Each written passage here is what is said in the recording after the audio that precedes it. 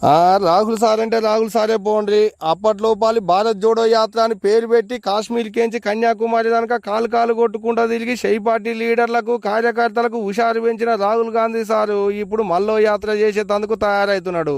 అందుకు అంతా రంగం సిద్ధం చేసుకుంటున్నాడు. ఇప్పుడు భారత్ న్యాయ యాత్ర అని పేరు పెట్టి మణిపూర్కేంచి ముంబై దానిక నడిచేందుకు తయారవుతున్నాడట. అక్కడక్కడ మరి కాళ్ళు ఏమన్నా గట్టిగా గుంజినప్పుడు బస్ ఎక్కి తిరగచ్చు అనుకున్నాడో ఏమో, మధ్యలో మధ్యలో బస్సు యాత్ర కూడా పెడతానని చెప్పుకొచ్చిండు రాహుల్ గాంధీ సారు. అట్టా వచ్చే ఏడాది అంటే జనవరి 24వ తారీఖుంచి మార్చి 20వ తారీఖు దానిక గట్టిగానే తిరుగుతారట. నాగాలాండ్, మేఘాలయ, బెంగాల్, బీహార్, జార్ఖండ్, ఛత్తీస్గఢ్, యూపీ, మధ్యప్రదేశ్, గుజరాత్ వంటి రాష్ట్రాలన్నీ పట్టుకొని ఏం తక్కువ 6200 కిలోమీటర్ల దానిక తిరుగుతానని చెప్పుకొచ్చిండు రాహుల్ గాంధీ సారు. మంచి ముచ్చటే.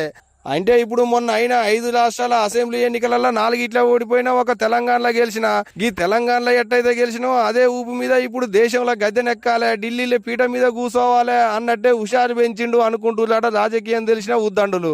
ఏదన్నా గానీ వీళ్ళు గాని రాహుల్ గాంధీ సార్ గట్టిగానే రాజకీయం నేర్చిండులా. అప్పట్లో భారత్ జోడో యాత్ర అని పేరు పెట్టి బరాబరి నడుచుకుంటూ తిరిగిన రాహుల్ గాంధీ సారు ఇప్పుడు భారత్ న్యాయ యాత్ర అని పేరు పెట్టి బరాబరి మల్లోపాలు తిరిగేందుకు తయారవుతున్నాడు. మరి చూడాలి సార్ యాత్ర ఏ పాటి అవుతుంది, ఎంత దూరం తిరుగుతాడు, ఏంది కథ అనేది. కానీ మొత్తానికైతే రాహుల్ గాంధీ సార్ భలే రాజకీయం నేర్చుకుని పోండ్రి.